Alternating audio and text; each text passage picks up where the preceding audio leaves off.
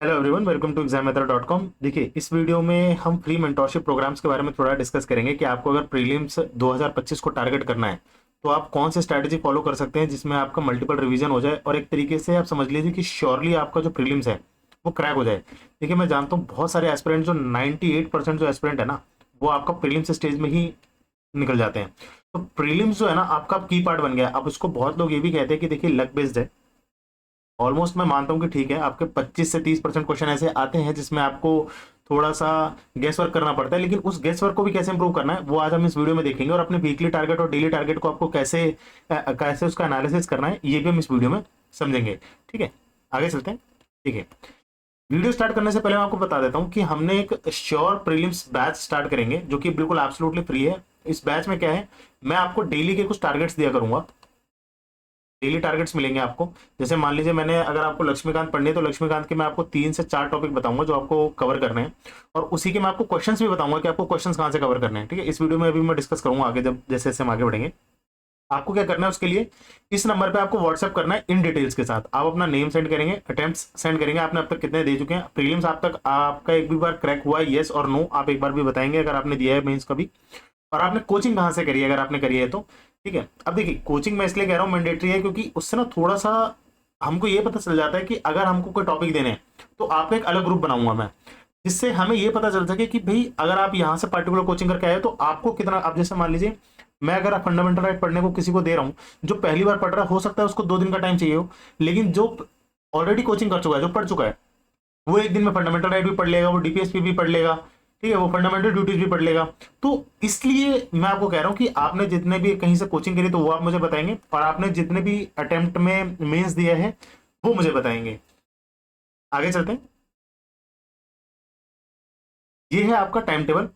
अब इस time table में मैंने एक बहुत इंपॉर्टेंट चीज हाईलाइट कर रखी है, अगर आप ध्यान दे पाए तो। इसमें मैंने लिखा है कि कोई टाइम टेबल आपके पास फॉलो नहीं करना है। इसमें आपको मैंने खाली शेड्यूल दिया है। ये time table in the sense मैं आपको बताता हूँ, आप ये नहीं करेंगे कि भाई मैं सुबह 6 बजे उठूंगा, फिर मैं 8 से 10 पढ़ूंगा, फिर मैं 10 से 11 बजे तक लंच करूंगा, और फिर मैं 11 से 12 सोऊंगा। ये सब कोई चीज आपको करने की जरूरत नहीं है। जो मैं आपको बता रहा हूँ आप बस उसी पर ध्यान देंगे। आपको जो हम टारगेट बताएंगे, जैसे कि अगर मैंने आपको बोला कि इंडियन पॉलिटी लक्ष्मीकांत, आप जैसे यहाँ पर देखेंगे अब, तो हमने इंडियन पॉलिटी लक्ष्मीकांत के लिए 3 हफ्ते रखे हैं। ठीक है, 3 वीक्स आपके पास स्टार्टिंग के। अब 3 वीक्स आपको ये लक्ष्मीकांत करनी है। अब उसका मतलब ये है कि अब आप उसके पेजेस देख लीजिए। जैसे मान लीजिए आपके 1000 पेज की लक्ष्मीकांत बन रही है, तो आप अंदाजा लगा लीजिए कि भाई मेरे पास टोटल टोटल 21 डेज है। अब 21 डेज में आपको कैसे कवर करना है, इसमें सबसे इंपॉर्टेंट जो वीक है वो आपका रहने वाला है 3rd वीक, जिसमें मैंने आपको बोला कि लक्ष्मीकांत के सारे प्रीवियस ईयर क्वेश्चंस करने हैं जो कि आज तक एग्जाम में पूछे गए हैं, यूपीएससी के द्वारा, यूपीपीसीएस के द्वारा, बीपीएससी से, एमपीपीसीएस से, और आरपीएससी में, मतलब राजस्थान आपका पब्लिक सर्विस कमीशन में, आरओ में अगर कोई सवाल पूछा गया है तो। अब ये क्यों इंपॉर्टेंट है मैं आपको बताता हूं। देखिए, हमारा जो सिलेबस है वो स्टैटिक है, हर कोई जानता है स्टैटिक सिलेबस है हमारे पास।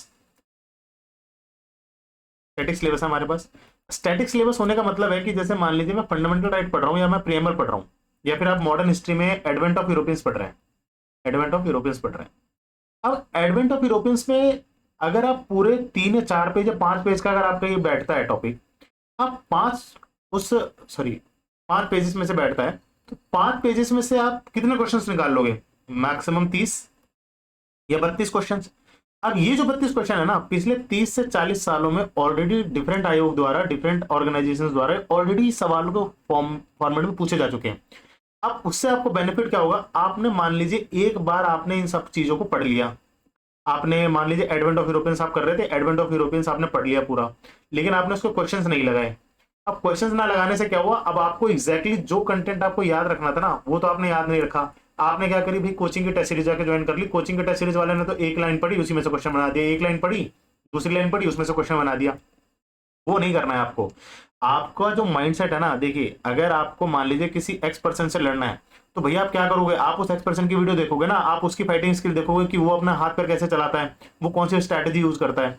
आप ये थोड़ी करोगे कि नहीं नहीं मैं पहले जेड पर्सन से लड़ूंगा और मैं उससे जीत जाऊंगा, उसके बाद में एक्स पर्सन से भी लड़के जीत जाऊंगा। ऐसा नहीं होगा। आप कभी भी देखो कोई भी क्रिकेट, अगर आप में से कोई क्रिकेट मैच भी देखता होगा तो क्रिकेट मैच में आप क्या करते हो, आप जो भी जिस भी क्रिकेट टीम से देखने आप खेलने जा रहे हो, आप उसके भैया प्लेयर को एनालाइज करते हो ना। आप ऐसा थोड़ी कहते हो कि हम ऑस्ट्रेलिया के साथ मैच लड़ने जा रहे हैं लेकिन कोई बात नहीं जी, हम तो वेस्ट इंडीज के साथ प्रैक्टिस कर लेंगे। अरे ठीक है भैया, वेस्ट इंडीज के मैच वाले के प्लेयर के साथ आप प्रैक्टिस कर लोगे, लेकिन ऑस्ट्रेलिया का कौन सा बैट्समैन कौन से बॉल पे आउट होगा ये तो आपको पता होना चाहिए ना, वीक पॉइंट तो आपको पता होंगे, तभी तो आप माइंडसेट से खेल पाओगे। तो ये सबसे इंपॉर्टेंट चीज है, और ये आपको बार बार हर जो भी सिलेक्टेड एस्पिरेंट है, जो भी सिलेक्टेड फ्यूचर ऑफिसर, जो सॉरी जो ऑफिसर्स थे, उन्होंने आपको हर बार बताया है। दो चीजें उन्होंने सब आपको हर बार बताई होगी, एक है आपका रिवीजन और एक आपको बताया प्रीवियस ईयर क्वेश्चंस। लेकिन बात पता है क्या है, जहां पर कोचिंग की इंडस्ट्री इतनी हाई हो गई है ना, I am really sorry to say, इतनी हाई हो गई है कि आपको ऐसा लगता है कि अगर आपने कोचिंग का मटेरियल, आपने कोचिंग की टेस्ट सीरीज ज्वाइन नहीं करी तो आपका प्रीलिम्स नहीं निकलेगा या फिर आपका मेंस नहीं निकलेगा, और ये एब्सोल्युटली लाई है। मैं आपको बता रहा हूँ, आप प्रीवियस ईयर क्वेश्चंस का एनालिसिस करके देख लो भाई, 30,000 के आसपास क्वेश्चंस बैठते हैं आपके प्रीवियस ईयर के, अगर आप खाली क्वेश्चंस करके जाओगे ना 30,000 प्लस क्वेश्चंस बैठते हैं, आप ये नहीं खत्म कर पाओगे एक साल के अंदर। अब आप उसमें कहते हो कि नहीं नहीं मैं तो इसके जी ये तो छोड़ो, मैं तो खाली 2500 क्वेश्चंस करके जाऊंगा। तो देखिए कोई सक्सेस का शॉर्टकट नहीं होता, अगर आपको शॉर्टकट चाहिए then I am really sorry, ये ग्रुप और ये वीडियो आपके लिए नहीं है, आप इसे अभी छोड़ के जा सकते हैं। ठीक है, अब हम थोड़ा सा वीकली टारगेट के बारे में एक बार डिस्कस कर लेते हैं। पहले 3 वीक में आपको लक्ष्मीकांत करनी है। लक्ष्मीकांत में भी आपको कैसे करनी है, जैसे अगर मैं आपको टारगेट देता हूं कि फंडामेंटल राइट, और इसमें आपको मान लीजिए मैं किसी दिन टारगेट देना भूल जाता हूं, तो उस दिन आपका टारगेट 50 पेजेस का रहेगा। ब्लाइंडली आपको फॉलो करना है। आपने मान लीजिए आज इस पेज से शुरू करा तो 50 पेज में आप पहुंच जाइए। 50 पेज में आपके क्वेश्चन वाले और जो समरी पेज ये सब आ जाते हैं। आप 50 पेज, आपसे 50 पेज नहीं हो रहे तो कम से कम 40 पेज एक दिन के कर लीजिए। 40 पेज तो आपको करने ही करने हैं किसी भी कीमत पे। ठीक है, 40 पेज से नीचे आप नहीं जा सकते। अगर 40 पेज से भी अगर आप कम पढ़ रहे हो और अगर आप यूपीएससी की तैयारी कर रहे हो then I am really sorry, UPSC is not for you. UPSC आपके लिए गेम है ही नहीं। ठीक है, 50 पेज तो आप मान के चलिए, 50 पेज तो आपको करने ही करने हैं। अब उसमें आपको क्या करना है, जैसे अब हम मान के चलते हैं कि हमने लक्ष्मीकांत के पहले वीक में हमने 8 या 10 टॉपिक कवर कर लिए, तो पहले वीक में तो हमने खाली टॉपिक पढ़े। उसके बाद मैं आपको जो टारगेट दूंगा उसमें मैं आपको बताऊंगा कि सेकंड वीक में जब आप लक्ष्मीकांत के बाकी के 10 टॉपिक करने जाएंगे, 10 चैप्टर करने जाएंगे, तो उन टॉपिक के साथ ही जो प्रीवियस 10 टॉपिक है ना, मैं आपको क्वेश्चंस भी बताऊंगा। आपको लगभग इसी के साथ साथ हम 100-150 क्वेश्चंस के आसपास भी हम अटेम्प्ट करेंगे। अब आप कहोगे कि डेली 100-150 क्वेश्चन अटेम्प्ट करना बहुत मुश्किल है। देखिए मैं आपको बता रहा हूँ, इसमें आपको एक्सप्लेनेशन बिल्कुल नहीं कर रही, आप कोई भी एक्सप्लेनेशन नहीं पढ़ेंगे इसके अंदर जो मैं आपको मॉक्स अटेम्प्ट करने को दूंगा। इसमें आप क्या करेंगे, इसमें आप सिर्फ क्वेश्चंस करेंगे, आंसर करेंगे, और जो क्वेश्चन आपका गलत हो जाएगा आप उसको लास्ट वाली वीक के लिए बचा के रखेंगे रिवीजन मोड के लिए। या तो आप उसी दिन रिवाइज कर ले इवनिंग में, नाइट में टाइम निकाल के, या फिर आप उसको नेक्स्ट वीक में रिवाइज करेंगे। क्योंकि अब मान लीजिए आपने फंडामेंटल राइट पढ़ लिया, आपने फंडामेंटल ड्यूटी पढ़ लिया, आपने डीपीएसपी पढ़ लिया, आपने प्रियम्बल पढ़ लिया, अब आपने क्वेश्चन अटेम्प्ट करे इसके नेक्स्ट वीक, आपको पता चला कि भाई फंडामेंटल ड्यूटी या फिर प्रियम्बल से जो क्वेश्चन आ रहे हैं ना, मेरे मैक्सिमम क्वेश्चन वो गलत हो रहे हैं। अब अगर आपको पता चलेगा कि मेरे फंडामेंटल राइट और प्रियम्बल वाले क्वेश्चंस गलत हो रहे हैं, तो आप फंडामेंटल ड्यूटी वाले को चैप्टर को आपको वो कवर हो चुका है, अब आपको उसको लास्ट में रिवाइज करना है। अब सबसे इंपॉर्टेंट है, आपने सारे मान लीजिए इसके ऊपर 70 से 80 क्वेश्चन पूछे गए हैं आज तक, ऑफिशियल क्वेश्चंस की मैं बात कर रहा हूँ। अब प्रियम्बल में मान लीजिए 15 क्वेश्चन पूछे गए हैं। अब आपको पता चल गया कि भैया कोई सा भी जो आयोग है ना, वो इस लाइन पे, इस पार्टिकुलर लाइन ऑफ थॉट पे क्वेश्चन पूछता है। आपको लाइन ऑफ थॉट पता चल गई। अब आप दोबारा जब इस टॉपिक को पढ़ेंगे ना, आपका ब्रेन ऑटोमेटिकली, आप ट्राई करके देखना, आपका ब्रेन ऑटोमेटिकली उस कंटेंट को रजिस्टर करना शुरू कर देगा। आपका ब्रेन ऑटोमेटिकली वो जो इंपॉर्टेंट कंटेंट है ना उसको याद करना शुरू कर देगा इसमें। तो ये आपको बहुत बेनिफिट होगा। ठीक है, अब इसी के साथ अब ये पीडीएफ जो मैं आपको उस व्हाट्सएप कम्युनिटी पे भी प्रोवाइड करवा दूंगा। अगर आपको पीडीएफ चाहिए तो आप मेरे को बस, आप जो मैंने डिटेल्स बोली है आप मुझे व्हाट्सएप करेंगे, मैं आपको व्हाट्सएप पे पीडीएफ सेंड कर दूंगा जिसमें आपको पूरा टारगेट मिलेगा। या तो आप चाहे तो इसका स्क्रीनशॉट भी ले सकते हैं। पहले 3 वीक में हम लक्ष्मीकांत कवर करेंगे, नेक्स्ट 3 वीक में हम इकोनॉमी कवर करेंगे। देखिए इकोनॉमी होता तो ऑलमोस्ट करंट अफेयर बेस्ड है, लेकिन जहां तक मुझे लगता है कि इकोनॉमी बहुत लोगों की वीक भी रहती है। कोई है जो अभी दूसरी बार प्रीलिम्स दे रहा है, क्योंकि मैं बहुत सारे एस्पिरेंट को जानता हूं जो कि सेकंड या थर्ड टाइमर भी है, लेकिन फिर भी अगर आप उससे इकोनॉमी के कुछ सवाल बोलोगे ना तो वो कहेगा, क्योंकि देखिए ज्यादातर जो बच्चे हैं इसमें बीटेक और इस पार्टिकुलर बैकग्राउंड के आते हैं, बीएससी बैकग्राउंड के, उनकी इकोनॉमी जो है इतनी स्ट्रांग नहीं होती है। तो मैं भी कंसिडर करके चल रहा हूँ कि हाँ आपकी जो इकोनॉमिक्स है वो इतनी स्ट्रांग नहीं है। तो आप पहले 2 वीक में जो है आप उसको, जैसे मान लीजिए अगर आप एनसीईआरटी कर रहे हैं तो एनसीईआरटी तो मस्ट है ही है। इसके बाद मान लीजिए कोई रमेश सिंह कर रहा है, कोई जो भी पढ़ रहा है, कोई मृणाल जी के नोट्स पढ़ रहा है, आप कुछ भी पढ़ सकते हैं। मैं आपको सोर्स नहीं बता रहा, सोर्स के लिए आप ऑलरेडी बहुत ज्यादा इंटेलिजेंट हैं, आपको खुद को पता है सोर्स क्या है। लेकिन एक चीज जो मैं आपको बता रहा हूँ, प्रीवियस ईयर क्वेश्चंस मस्ट हैं, प्रीवियस ईयर क्वेश्चंस करने हैं। प्रीवियस ईयर क्वेश्चंस के बिना प्रीलिम्स मेंस नहीं निकलेगा, ये आपको याद रखना है। और ये जब हम आप व्हाट्सएप पे आप हमारे साथ जुड़ेंगे, मैं आपको तब भी ये चीज आपको क्लियर करता रहूंगा बार बार, और मैं आपको याद दिलाता रहूंगा कि आपको प्रीवियस ईयर कैसे करने हैं और क्यों करने हैं। ठीक है, इसमें मैं आपको यकीन दिलाता हूँ कि इसमें मैं आपका मोरल डाउन नहीं होने दूंगा और आपका मोटिवेशन डाउन नहीं होने दूंगा।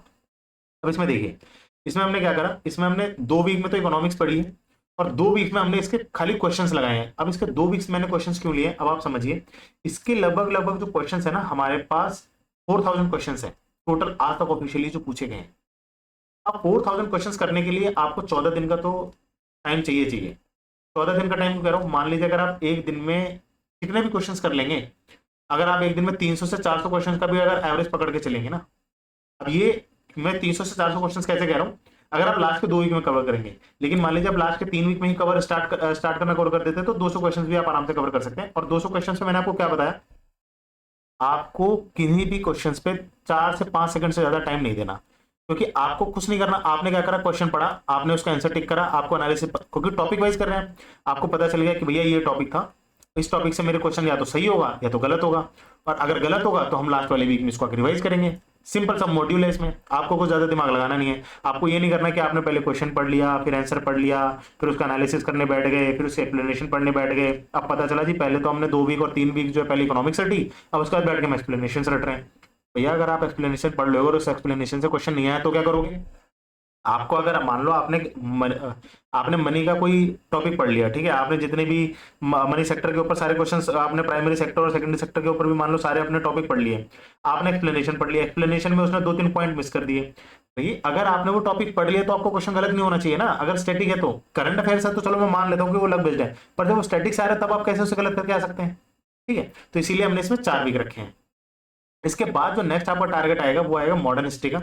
मॉडर्न हिस्ट्री, अभी इसमें आप कहोगे कि इसमें हमने एंशियंट हिस्ट्री और मिडिवल हिस्ट्री नहीं डाला है, क्योंकि देखिए मेरे अकॉर्डिंग वो थोड़ा सा लक बेस्ड रहता है कि आपने एंशियंट में क्या पढ़ा है, मिडिवल में आपने क्या पढ़ा है और क्या पूछा जा रहा है, जो आपने रीड करा है और जो पूछा गया है, ये दोनों में ना थोड़ा सा देखो आपको ना लक की ब्रिज की जरूरत होती है, इसीलिए मैंने उसको सबसे लास्ट में रखा होगा। क्योंकि अगर आप इसको अभी अगर कवर करने की कोशिश करेंगे ना, तो आपका एंशियंट, और आप देखोगे एंशियंट मिडिवल में रट्टा मारने वाली चीज इतनी ज्यादा है कि आपका ब्रेन जो है ना पूरा 100% यहीं पर यूटिलाइज हो जाएगा। और मैं भी आपके ब्रेन को एग्जॉस्ट नहीं करना चाहता। आप चाहें तो इसको सबसे लास्ट वाले वीक में भी कर सकते हैं, 17th और 18th वीक में भी ले जा सकते हैं। ठीक है, इसके बाद जो है अगर आप देखो, मैंने इसको बहुत ही सिक्वेंसली ऑर्गेनाइज करा है। सिक्वेंसली कैसे मैं बोल रहा हूँ, पहले हमने क्या करा, पहले आप देखेंगे हमने लक्ष्मीकांत कवर करी। लक्ष्मीकांत में क्या आया, आपका ज्यादातर कंटेंट वाली चीज आई। फिर हमने इकोनॉमी कवर करा, जिसमें आपका फिर थोड़ा सा ब्रेन चलेगा, आपको क्योंकि समझना पड़ेगा, अंडरस्टैंडिंग चाहिए, है ना। फिर हमने मॉडर्न हिस्ट्री करा, क्योंकि फिर आपके ब्रेन को, क्योंकि आपने इतना 3-4 हफ्ते ब्रेन चलाया, आपको फिर से थोड़ा सा ऐसा चाहिए कि आप मगअप करने वाली चीजें आपको चाहिए, ताकि ब्रेन थोड़ा सा लॉजिक कम हो उसमें, है ना। फिर उसके बाद हम एग्जैक्टली किस पे आ गए, ज्योग्राफी पे आ गए। आप फिर उसके बाद ज्योग्राफी कवर करेंगे।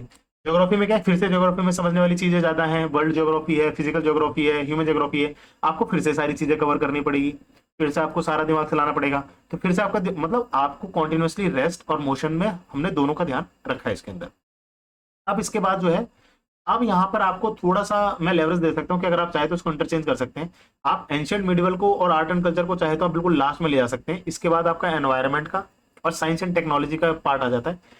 इसको मैंने लास्ट में इसलिए रखा था क्योंकि देखिए आपको भी पता है कि ज्यादातर यूपीएससी या कोई सा भी जो आयोग है, वो जो क्वेश्चंस पूछते हैं ना साइंस एंड टेक से या फिर एनवायरनमेंट से, वो करंट अफेयर्स बेस्ड होता है। करंट अफेयर्स 90% क्वेश्चन जो है आपका करंट अफेयर्स बेस्ड होगा।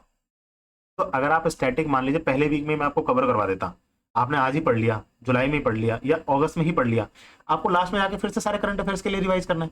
और इसकी वेटेज भी ज्यादा रहती है, 33% से 40% तक कभी कभी वेटेज पहुंच जाती है, अगर आप इन दोनों की कभी कभी कंबाइन देख लो तो। डायरेक्टली इनडायरेक्टली करंट अफेयर्स में जो क्वेश्चन आएंगे आप देखना, वो एनवायरमेंट से और साइंस एंड टेक से कहीं ना कहीं से जुड़ी जाते हैं।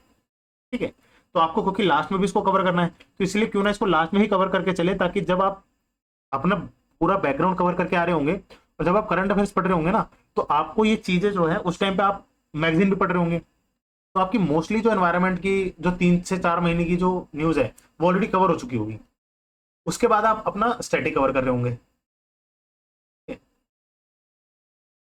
इसमें आपको बस इतना ही ध्यान रखना है कि एनवायरनमेंट मेरे अकॉर्डिंग आप अगर लास्ट में कवर करेंगे तो आपके लिए बहुत बेनिफिट रहेगा।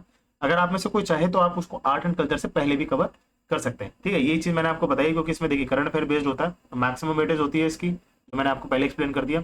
और एंड में आपको रिवीजन करना ही करना है। इसका कोई स्टैटिक सिलेबस से ज्यादा क्वेश्चन पूछते नहीं है, इसका क्वेश्चन आंसर ज्यादा कुछ बनते नहीं है। लेकिन इसमें भी प्रीवियस ईयर क्वेश्चन आपको याद रखना है। देखिए प्रीवियस ईयर क्वेश्चन मैं अगेन क्यों कह रहा हूँ, आपको लाइन ऑफ थॉट डिसाइड करना है लाइन ऑफ थॉट का मतलब है कि आपको पता तो हो कि भैया कौन से डायमेंशंस पे, अगर मान लीजिए कोई करंट अफेयर का आर्टिकल आया तो यूपीएससी उसके बारे में कौन कौन से एंगल पे क्वेश्चन पूछ सकती है। अब मान लीजिए किसी एंडेंजर्ड स्पीसीज के ऊपर उन्होंने क्वेश्चन, कोई आर्टिकल आया हुआ है, अब आपको पता तो होना चाहिए ना कि कौन से 5 पॉइंट है। देखिए मैं करंट अफेयर्स में आपको एक मैं स्ट्रेटेजी ऑलरेडी अपलोड कर चुका हूँ कि कोई भी करंट अफेयर्स पढ़े तो आप उसके बारे में कोई भी 5 मेन पॉइंट जो आपको लग रहे हैं, और वो आपको कैसे लगेंगे पता चलेंगे, वो आप उसको मगअप कर लीजिए। अगर आपको थोड़ा सा भी लक को अपने फेवर में लाना है तो देखिए इतना आपको करना पड़ेगा। अगर मान लीजिए एक महीने में टोटल मेरे ख्याल 70 के आसपास आर्टिकल्स आते हैं, अगर आप 5 भी अगर इसमें कवर करेंगे ना तो 350 जो है आपकी लाइंस बनेंगी, 350 मेन पॉइंट्स बनेंगे। इतना तो देखिए आपको कवर करना पड़ेगा, और कवर करने के बाद आपको उसको रिवाइज करना पड़ेगा, तब जाके आपके लॉन्ग टर्म मेमोरी में जाएंगे। मान लो करंट अफेयर्स के ऊपर एंडेंजर्ड स्पीसीज पे कोई क्वेश्चन आया, आपने उसके 5 पॉइंट याद कर रखे हैं, हो सकता है भाई जो उन्होंने 3 स्टेटमेंट दी उसमें से आपको 2 ही पता हो, भैया उसके बाद आप एलिमिनेट तो कर लोगे। अब आप सोचो कि उसने 10 पॉइंट दे दिए उसमें कि भैया ये इसका सेंसस है, ये इसका रिकॉर्ड है, ठीक है, ये इसका जो मैटरनल जो भी इस प्रेगनेंसी पीरियड रहता है इसमें ये वाला टाइम दे दिया, और कब आखिरी बार इसका सेंसस हुआ था, इसकी पॉपुलेशन डिक्रीज हो रही है, कहाँ ये सबसे ज्यादा पाए जाते हैं, अभी कौन सी कैटेगरी में आते हैं, ठीक है, और इनको हंटिंग करना अलाउड है कि नहीं, वाइल्ड लाइफ प्रोटेक्शन एक्ट में इनका कहाँ, इनको कौन से सेक्शन में डाला गया है। तो अब ये सारी चीजें जो है ना, मैंने आपको 10 चीजें बता दी, अब आप 10 चीजें याद नहीं कर सकते। अब ये एक एंडेंजर्ड स्पीसीज तो है नहीं, या फिर एक कोई स्पीसीज के बारे में तो पढ़ नहीं रहे, अब इतनी सारी स्पीसीज के बारे में आप कैसे याद रखोगे, आप नहीं याद रख सकते। तो मैंने आपको क्या बोला, आप एक कोई आर्टिकल आया आपने उसके बारे में 5 पॉइंट पढ़े, दूसरा कोई आया उसके बारे में 5 पढ़े। अब ये 5 आपको कैसे पता चलेंगे, जब आप इसके प्रीवियस ईयर क्वेश्चन लगाएंगे एनवायरमेंट के, कि भैया ये जब भी क्वेश्चन आता है तो यूपीएससी या यूपीएससी कोई भी जो एग्जाम है वो इन 5 पॉइंटों के ऊपर मैक्सिमम क्वेश्चन पूछता है। ये आप जैसे कवर कर लेंगे आपको ऑलरेडी करंट अफेयर्स कंप्लीट हो जाएगा, करंट अफेयर्स की आपको टेंशन ही नहीं लेनी। तो लक जो थोड़ा सा आपका आपको लग रहा है कि यार लक फेवर में नहीं है, वो भी आपका फेवर में आ जाएगा। इसके बाद जो सबसे इंपॉर्टेंट, वेरी वेरी इंपॉर्टेंट, आप इसे टिक कर लीजिए, मैं आपको बता रहा हूँ, इससे इंपॉर्टेंट मुझे नहीं लगता कि आपकी शायद प्रिपरेशन में अगर कुछ हो सकता है क्या। वेरी वेरी इंपॉर्टेंट कर लीजिए आप इसे। टेस्ट सीरीज सबसे इंपॉर्टेंट है, पर कौन सी वाली, only official previous year question. मैं आपको कभी नहीं बोलूंगा कि आप 30 हजार की टेस्ट सीरीज ले लो। हाँ, अब आप मान लीजिए ऑफिशियल प्रीवियस ईयर क्वेश्चन खरीदने जा रहे हो, आपकी 4-5 हजार की किताब आ रही है, मैं उसके लिए नहीं कह रहा। और हमारी वेबसाइट पे भी हम शायद कुछ अमाउंट की टेस्ट सीरीज बेचते हैं, वो मैं अपने फ्रेंड से बात करके मैं आपको बता दूंगा कि हम कितने की अभी हम उसको ऑफर में कितने का दे सकते हैं।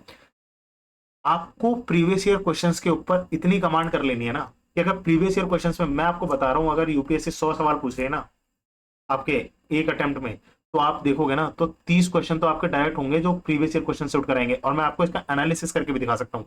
आपके ये जो 30 ईयर क्वेश्चन होंगे ना, जो मैं आपको बता रहा हूँ, 30 ईयर क्वेश्चन जो होंगे आपके प्रीवियस ईयर के, आप इसको इस तरीके से कर लीजिए, आपको आपका आपने अपना सिलेबस पढ़ा, आपने इसको रिवाइज करा, आप कम से कम ये जो क्वेश्चन है ना, मैं कह रहा हूँ आप 5 बार रिवाइज करके चले जाओ। आपका अगर प्रीलिम्स रुक जाए ना, चाहे वो यूपीएससी हो चाहे वो आपका बीपीएससी हो, अगर आपका प्रीलिम्स रुक जाए तो आप मुझे बता देना। भाई आपका देखो ना, आपका यूपीएससी में भी स्टैटिक क्वेश्चन का जो वेटेज रहता है कम से कम कितना रहता है, 50% के आसपास, तो 50 से 60%, कभी कभी 70% भी हो जाता है वेटेज आपका। आप स्टैटिक ही नहीं कवर कर पा रहे, आप कह रहे हो कि भैया किस्मत साथ नहीं दे रही। अरे भाई आपने जो ऑफिशियल क्वेश्चन से आज तक लगाए हैं, कभी आपने ऑफिशियल क्वेश्चन आज तक लगाए नहीं, आप ब्लेम गेम खेले जा रहे हो। ठीक है, कोचिंग वाले आपको बता रहे हैं ये कर लो वो कर लो, आप मत करो। मैं कह रहा हूं जो यूपीएससी कह रहा है आप वो उतना ही कर लो। भैया यूपीएससी जो पूछ रहा है आप उतना ही तो कवर कर लो, जो बीपीएससी पूछ रहा है उतना ही कवर कर लो। बीपीएससी का वेटेज देखो, BPSC 30% question science and tech से पूछता है, साइंस एंड टेक आपका वीक है, आपको यूपीएससी के लिए भी कवर करना है ना, मैं कह रहा हूँ आप बीपीएससी के प्रीवियस क्वेश्चन लगा लो ऑफिशियल, आपकी बीपीएससी कवर हो जाएगी। अब आपको आर्ट एंड कल्चर में थोड़ा सा आपको लग रहा है कि कौन सा मेरे को एंगल पे या डायमेंशन पे कवर करना चाहिए, आर्ट एंड कल्चर आपका आरपीएससी के आप प्रीवियस ईयर कर लो, आपको अंदाजा लगने लगेगा कि एंशिएंट मिडिवल और आर्ट एंड कल्चर में क्या चीज इंपॉर्टेंट है, कौन सी डायमेंशन इंपॉर्टेंट है। अगर ये स्टेट के लिए पूछ रहा है, आप उसको इंडिया लेवल पे, सेंटर लेवल पे याद कर लो कि यूपीएससी से कैसे क्वेश्चन बना सकते हैं। क्योंकि देखिए मोर और लेस जो ऑफिसर्स है ना, उनका माइंडसेट एक ही रहेगा क्वेश्चन फ्रेम करने का। अब आप सोचो कि भैया मैंने किसी को, किसी कोचिंग वाले ने किसी को पैसे दिए, या कोई एजुकेटर है बहुत बड़ा, देखिए वो तो ऑफिसर नहीं है, वो तो पेपर नहीं बना रहा ना, वो जाकर आपका यूपीएससी का पेपर ड्राफ्ट नहीं कर रहा, वो लाइन देखकर क्वेश्चन बना रहे कि भैया हाँ ये लाइन सही है, इसमें से क्वेश्चन बन सकता है, मैंने तो बना दिया। क्योंकि उन्हें क्या है, उन्हें तो क्वेश्चन देने हैं ना, उन्हें तो क्वेश्चन के पैसे मिल रहे हैं। आपको क्वेश्चन भैया जो खाली जो इसलिए क्वेश्चन बना रहे हैं क्योंकि उसे क्वेश्चन के पैसे मिल रहे हैं, आपको वो क्वेश्चन अटेम्प्ट नहीं करने हैं, आपको अपना एग्जाम क्रैक करना है, और बहुत ही लेस रिसोर्सेज के साथ क्रैक करना है, जिसमें आपका रिवीजन मैक्सिमम हो पाए। ठीक है, अब इसका भी एनालिसिस मैं आपको करने का तरीका बताऊंगा जब हम व्हाट्सएप पे जुड़ जाएंगे। तो मैं हो सकता है आपको वीडियो कॉल पे आपको एनालिसिस करना भी बताऊंगा कि आपको एनालिसिस कैसे करना है। जैसे मान लीजिए कुछ क्वेश्चंस होंगे जिसमें आप दो ऑप्शन एलिमिनेट कर पा रहे हो और दो ऑप्शन एलिमिनेट नहीं कर पा रहे, उन दो में से आप चेक कर रहे हो, तो वो 50-50 वाली कैटेगरी में डालेंगे। उसमें आपके कितने क्वेश्चन सही हो रहे हैं। कुछ क्वेश्चन होंगे जो आप 100% आपको श्योर शॉट पता है कि भैया मेरे हिसाब से तो इसका आंसर यही होना चाहिए, पर उसमें भी हो सकता है कुछ राइट होंगे कुछ रॉन्ग होंगे, हम उसका एनालिसिस बनाएंगे। अगर रॉन्ग हुए तो क्यों हुए, आपको रिवीजन की जरूरत है, या आपको वो लॉजिक उसका लॉजिकली आपको समझ ही नहीं आया, आप क्वेश्चन ही गलत पड़ गए, तो हम ये भी चीज एनालाइज करेंगे। कुछ क्वेश्चन होंगे जिसमें भैया आप एक ही ऑप्शन एलिमिनेट कर पाए हो, तीन में से आप तुक्का लगा रहे हो, ठीक है, गैस वर्क कर रहे हो, तो ठीक है, हम उसमें भी देखेंगे कि आपका एनालिसिस क्या रहा है। अगर मान लो आपने ऐसे 10 क्वेश्चंस करे हैं तो हो सकता है आपके इसमें से 3 सही हो, तो इस 3 को भी हम आगे 5 कैसे करें, 7 कैसे करेंगे, इसको आगे कैसे इंप्रूव करेंगे, हम इसको भी देखेंगे। और कुछ क्वेश्चंस आपके ऐसे होंगे जो कि क्वेश्चंस आपको नहीं छोड़ने हैं, आप प्रैक्टिस में कभी भी कोई क्वेश्चन नहीं छोड़ेंगे। सॉरी, ये मैं आपको स्टार्टिंग में बताना भूल गया था, आप लक बेस्ड तैयारी नहीं करेंगे, ठीक है। लक बेस्ड तैयारी का क्या मतलब है, एक क्वेश्चन है, 4 ऑप्शन आए उसके, 1 2 3 4, अब आपको चारों ऑप्शन नहीं समझ में आया, तो आपने क्या करा भाई, प्रैक्टिस के टाइम पे आप उसको छोड़ के चले गए कि भैया ये तो लक बेस्ड क्वेश्चन है, हम तो एक्चुअल एग्जाम में भी कवर नहीं करेंगे, तो मैं इसको क्यों अटेम्प्ट करूं। नहीं, आपने वो टॉपिक पढ़ा है, आप उसे अभी अटेम्प्ट करेंगे, ताकि आपको ये पता चले कि मान लीजिए जब आप मॉडर्न हिस्ट्री पढ़ के जाते थे और आपको कोई भी ऑप्शन नहीं समझ में आता था, तो आप अपनी गट फीलिंग के अकॉर्डिंग जो क्वेश्चंस लगाते थे। क्योंकि कई बार हुआ कि यूपीएससी कुछ देखो अनकन्वेंशनल तरीके से क्वेश्चंस बनाती है, उस टाइम पे ना आपको जो गट फीलिंग है ना, वो आपको वहां से एग्जाम से पार निकाल के लेके जाएगा, मेरी बात हमेशा याद रखना। उस टाइम पे आपकी जो प्रैक्टिस है ना, यही वाली प्रैक्टिस जो मैं आपको बता रहा हूँ, ये 1/3 वाली, लक बेस्ड वाली और ये 50-50 वाली, जिन्होंने प्रैक्टिस नहीं करी होगी ना, ये आपको उसके अगेंस्ट एज प्रोवाइड करवाएगा, ये मेरी बात आप याद रख लेना, ठीक है। और इसका कॉन्टिन्यूस एनालिसिस आपको करते रहना है, वीकली एनालिसिस करेंगे हम साथ में बैठ के करेंगे, ऐसा नहीं है कि मैं आपको छोड़ दूंगा बीच में, आप व्हाट्सएप ग्रुप पे साथ में रहेंगे, मंथली एनालिसिस करेंगे कि ठीक है भाई, अभी हमने इस वीक में एनालिसिस करा था, इस वीक में मेरी इकोनॉमिक्स में अगर मान लीजिए मैंने 400 क्वेश्चन लगाए तो मेरे 400 में से 200 सही हुए थे। अगले वीक अगर मैं लगा रहा हूँ तो उसमें से 300 या 350 सही होने चाहिए। उसके नेक्स्ट वीक अगर मैं फाइनल वीक में लगा रहा हूँ तो 400 में से 400 ही सही होने चाहिए। और इनको कितने बार अटेम्प्ट करवाएंगे, मान लीजिए कम से कम 2 से 3 बार तो हम इसे अटेम्प्ट ही करेंगे हर एक चीज को। और तीसरी बार जब हम अटेम्प्ट करेंगे तो हमारे अगर 100 क्वेश्चन है तो 100 में से 100 क्वेश्चन सही होने चाहिए। अब इसमें कोई बट नहीं आएगा, इसमें चाहे आप उसको रट्टा मारो, चाहे कुछ भी करो, चाहे आप टॉपिक्स को बार बार पढ़ो, चाहे आप उसे मगअप करो, तीसरी बार जब आप उस क्विज को अटेम्प्ट करेंगे तो मुझे 100 में से 100 स्कोर चाहिए।